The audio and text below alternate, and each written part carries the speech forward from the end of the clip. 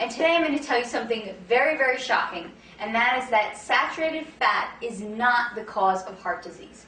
I know, you think I'm crazy because your doctor told you to stay away from anything with saturated fat, but I'm here to give you some facts that will show you how it's not the saturated fat that's causing all this heart disease, but it is the packaged, processed, sugar, refined foods that everyone is eating that is really causing an increased percentage in heart disease in our country today. So the simple fact is that before 1920, the incidence of heart disease was very, very low. And not until about 1950 did we see this increased rate of heart disease. I mean, I think the percentage now is heart disease kills 40% of the population, and that actually must be an old statistic. I'm pretty sure that it's a lot higher than 40% right now. So what happened between 1920 and 1950 that caused this increase in heart disease? Now, if the truth is that saturated fat is what's causing heart disease, we would assume that people now eat more saturated fat during that time.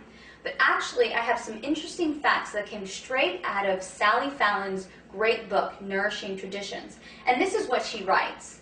During the 60-year period from 1910 to 1970, the proportion of traditional animal fat in the American diet declined from 83% to 62%.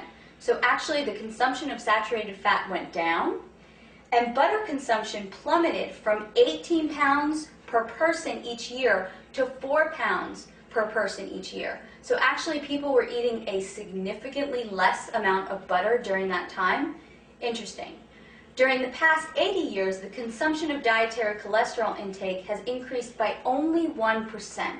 So if this is true, and actually people are eating less saturated fat, they're eating less butter, and they're not eating very much more cholesterol, how could that be the cause of this increased heart disease?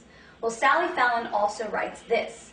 During the same period, the average intake of dietary vegetable oils in the form of margarine, shortening, and refined oils increased by 400%. This is significant. Once we started eating these refined oils, the incidence of heart disease drastically increased. She also says the consumption of sugar and processed foods increased by 60%.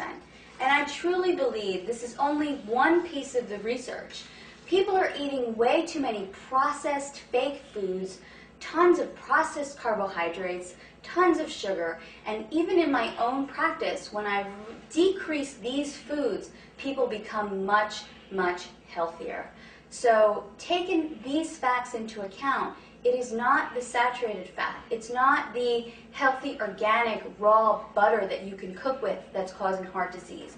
It's not the unrefined organic coconut oil. It's not the natural grass-fed beef. These things are okay. And it's not the egg yolk that's giving you high cholesterol. It's these processed foods, it's cakes, it's cookies, it's tons of pasta, tons of bread that's causing the incidence of disease.